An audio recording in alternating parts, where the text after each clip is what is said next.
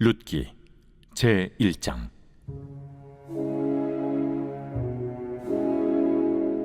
사사들이 치리하던 때에 그 땅에 흉년이 되니라.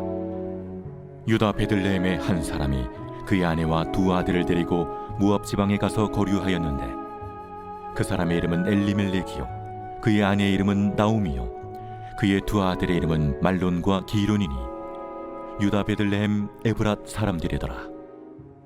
그들이 모압 지방에 들어가서 거기 살더니 나오미의 남편 엘리멜렉이 죽고 나오미와 그의 두 아들이 남았으며, 그들은 모압 여자 중에서 그들의 아내를 맞이하였는데 하나의 이름은 오르바요 하나의 이름은 루시더라. 그들이 거기 거주한 지 10년쯤에 말론과 기럨 두 사람이 다 죽고 그 여인은 두 아들과 남편의 뒤에 남았더라.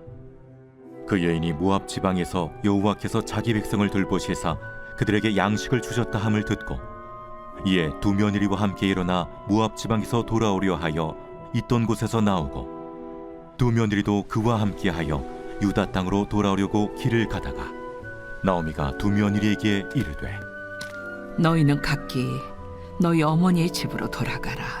너희가 죽은 자들과 나를 선대한 것 같이 여호와께서 너희를 선대하시기를 원하며, 여호와께서 너희에게 허락하사 각기 남편의 집에서 위로를 받게 하시기를 원하노라 하고 그들에게 입맞춤에 그들이 소리를 높여 울며 나오미에게 이르되, 아니니이다. 우리는 어머니와 함께 어머니의 백성에게로 돌아가겠나이다. 내 딸들아, 돌아가라. 너희가 어찌 나와 함께 가려느냐? 내 태중에 너희의 남편들 아들들이 아직 있느냐? 내 딸들아, 되돌아가라. 나는 늙었으니 남편을 두지 못할지라. 가령 내가 소망이 있다고 말한다든지 오늘 밤에 남편을 두어 아들들을 낳는다 하더라도 너희가 어찌 그들이 자라기를 기다리겠으며 어찌 남편 없이 지내겠다고 결심하겠느냐? 내 딸들아, 그렇지 아니하니라. 여호와의 손이 나를 치셨으므로 나는 너희로 말미암아 더욱 마음이 아프도다. 그들이 소리를 높여 다시 울더니 오르바는 그의 시어머니에게 입맞추되 룻은 그를 붙쫓았더라. 나오미가 또 이르되, 보라, 내 동서는 그의 백성과 그의 신들에게로 돌아가나니 너도 너의 동서를 따라 돌아가라. 하니 룻이 이르되, 내게 어머니를 떠나며 어머니를 따르지 말고 돌아가라 강건하지 마옵소서. 어머니께서 가시는 곳에 나도 가고 어머니께서 머무시는 곳에서 나도 머물겠나이다. 어머니의 백성이 나의 백성이 되고 어머니의 하나님이 나의 하나님이 되시리니 어머니께서 죽으시는 곳에서 나도 죽어 거기 묻힐 것이라. 만일 내가 죽는 일 외에 어머니를 떠나면 여호와께서 내게 벌을 내리시고 더 내리시기를 원하나이다. 나오미가 룻이 자기와 함께 가기로 굳게 결심함을 보고 그에게 말하기를 그치니라. 이에 그 두 사람이 베들레헴까지 갔더라. 베들레헴에 이를 때 온 성읍이 그들로 말미암아 떠들며 이르기를, 얘가 나오미냐? 나를 나옴이라 부르지 말고 나를 마라라 부르라. 이는 전능자가 나를 심히 괴롭게 하셨음이니라. 내가 풍족하게 나갔더니 여호와께서 내게 비어 돌아오게 하셨느니라. 여호와께서 나를 징벌하셨고 전능자가 나를 괴롭게 하셨거늘 너희가 어찌 나를 나옴이라 부르느냐? 하니라. 나오미가 모압 지방에서 그의 며느리 모압 여인 룻과 함께 돌아왔는데 그들이 보리초소 시작할 때에 베들레헴에 이르렀더라. 제2장.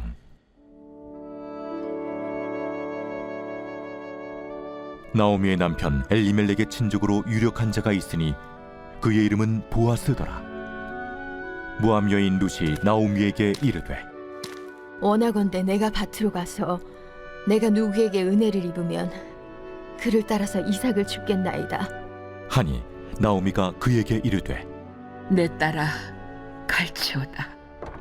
룻이 가서 베는 자를 따라 밭에서 이삭을 줍는데 우연히 엘리멜렉의 친족 보아스에게 속한 밭에 이르렀더라.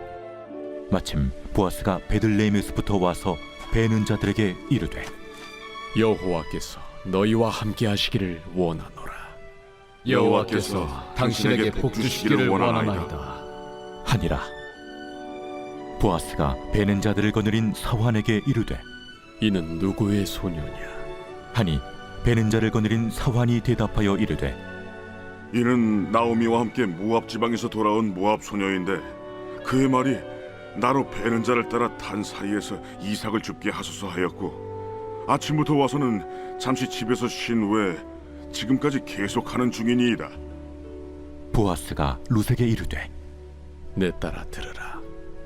이삭을 주우러 다른 밭으로 가지 말며 여기서 떠나지 말고 나의 소녀들과 함께 있으라. 그들이 베는 밭을 보고 그들을 따르라. 내가 그 소년들에게 명령하여 너를 건드리지 말라 하였느니라. 목이 마르거든 그릇에 가서 소년들이 길어온 것을 마실지니라. 하는지라. 룻이 엎드려 얼굴을 땅에 대고 절하며 그에게 이르되 나는 이방 여인이거늘 당신이 어찌하여 내게 은혜를 베푸시며 나를 돌보시나이까. 하니 보아스가 그에게 대답하여 이르되 내 남편이 죽은 후로 내가 시어머니에게 행한 모든 것과 네 부모와 고국을 떠나 전에 알지 못하던 백성에게로 온 일이 내게 분명히 알려졌느니라. 여호와께서 내가 행한 일에 보답하시기를 원하며 이스라엘의 하나님 여호와께서 그의 날개 아래에 보호를 받으러 온 내게 온전한 상 주시기를 원하노라. 내 주여, 내가 당신께 은혜 입기를 원하나이다.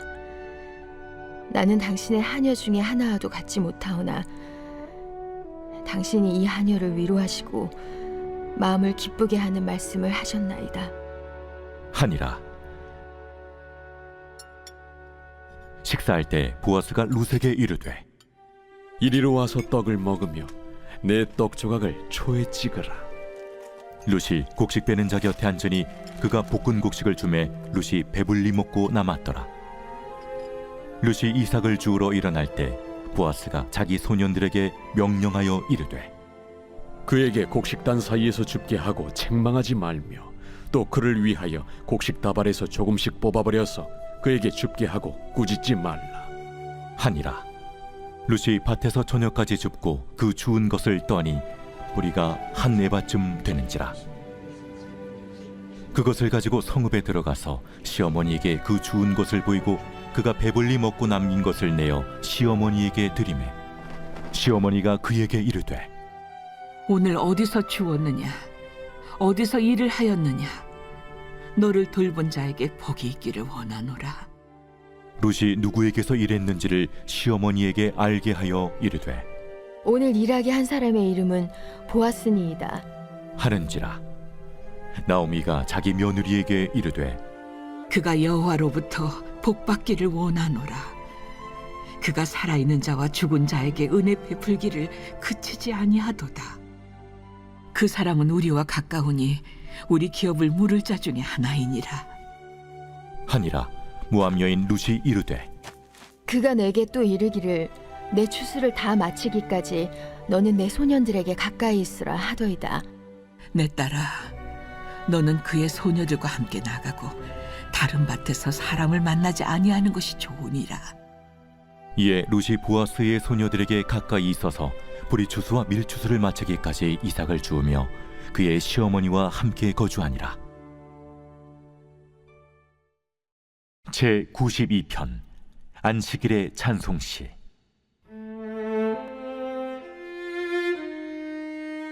지존자여, 시편금과 비파와 수금으로 여호와께 감사하며 주의 이름을 찬양하고 아침마다 주의 인자하심을 알리며 밤마다 주의 성실하심을 베품이 좋으니이다.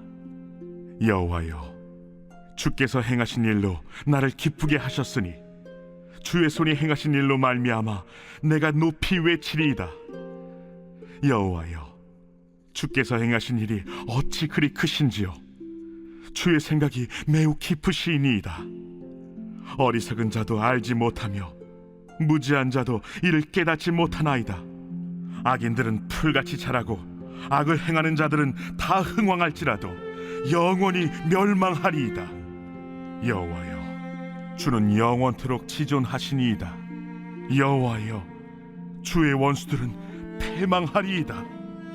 정녕 주의 원수들은 패망하리니 죄악을 행하는 자들은 다 흩어지리이다. 그러나 주께서 내 뿔을 들소의 뿔같이 높이셨으며 내게 신선한 기름을 부으셨나이다. 내 원수들이 보응받는 것을 내 눈으로 보며 일어나 나를 치는 행악자들이 보응받는 것을 내 귀로 들었도다. 의인은 종려나무같이 번성하며 레바논의 백향목같이 성장하리로다. 이는 여호와의 집에 심겼으며 우리 하나님의 뜰 안에서 번성하리로다. 그는 늙어도 여전히 결실하며 진액이 풍족하고 빛이 청청하니 여호와의 정직하심과 나의 바위 되심과 그에게는 불의가 없음이 선포되리로다.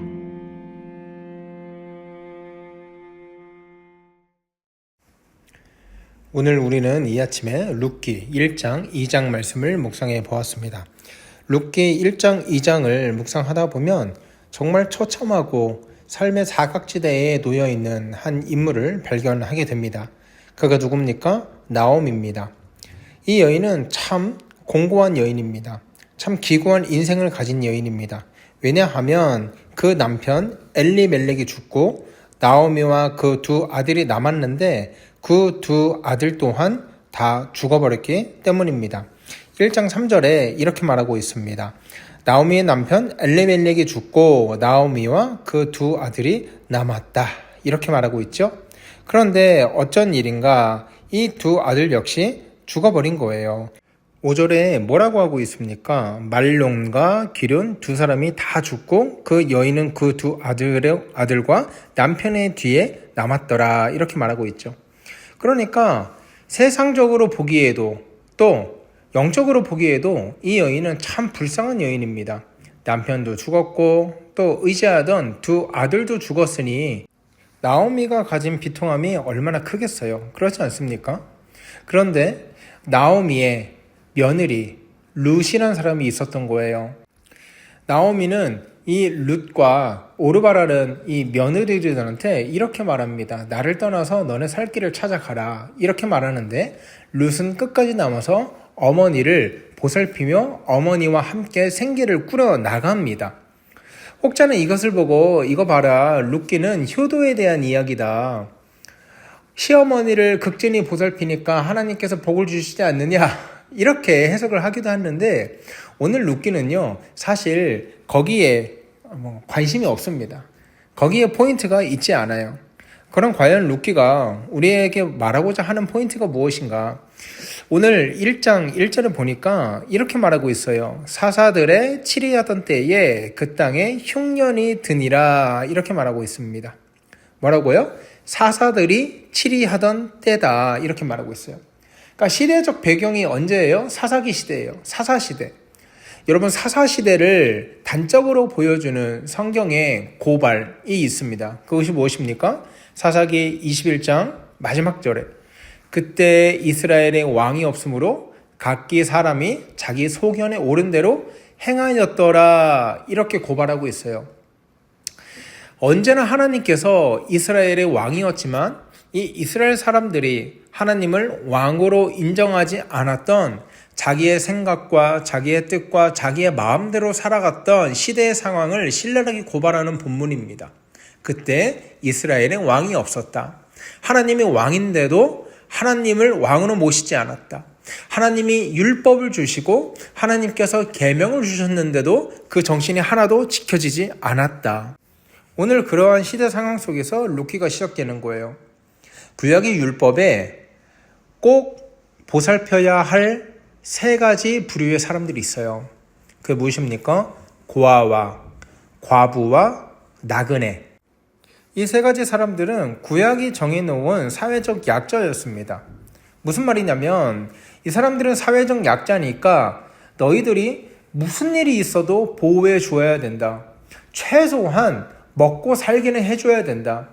고아와 과부와 나그네가 너희들에게 찾아온다면 너희들 재산을 다 주진 못할지언정 최소한 이 사람들이 굶어 죽지 않게, 잘 곳이 없어서 밖을 유리하지 않게는 너희가 해줘야 된다. 이것이 하나님께서 정해놓으신 약자들에 관한 복지 정책이었어요.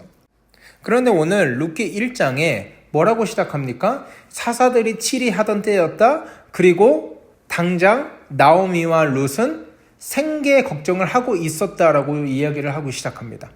무슨 말일까요? 하나님의 말씀이 땅에 떨어진 거예요.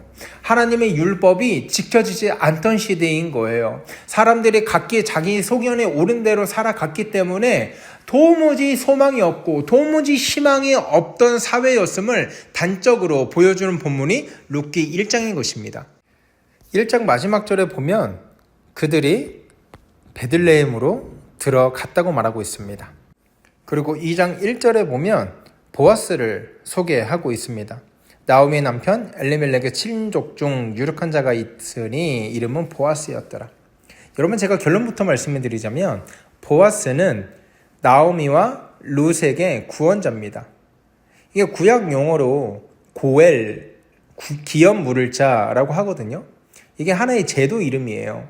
옛날에 구약 시대에 누군가가 남편이 죽고 대를 이을 아들도 죽으면 이 여인이 가진 재산이나 그런 소유물들을 뺏길 위험이 있고 또 그것들을 권리를 잘 행사하지 못하니까 친척 중에서 가장 가까운 사람이 결혼을 해서 대를 이어줍니다. 그래서 그 가진 재산을 온전하게 지킬 뿐만 아니라 먹고 살 수 있게 안전하게 살아갈 수 있는 울타리를 제공해 주는 사람이 이 고엘, 기업 물을 자, 곧 보아스였다고요.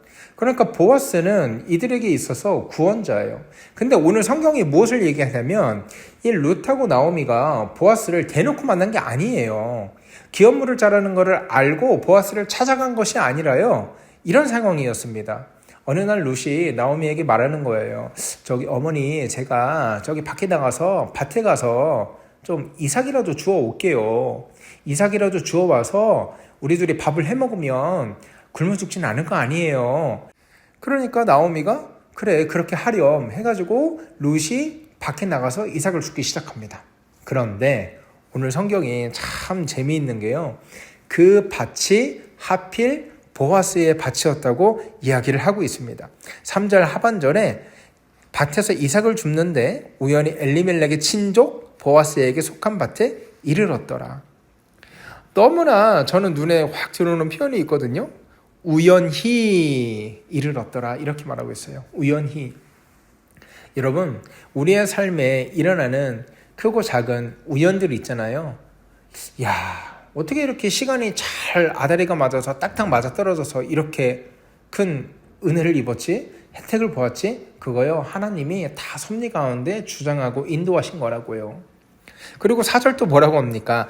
마침 보아스가 베들레헴으로부터 와서 베는 자들에게 이르되, 무슨 말이에요? 룻이 우연히 그 밭에 이르렀을 때 하필 또 마침, 어제 올 수도 있었고 내일 올 수도 있었고 혹은 몇 시간 있다 올 수도 있었는데 하필 룻이 보아스의 밭에서 이삭을 줍고 있던 바로 그때 마침 보아스도 그 밭에 오게 돼요.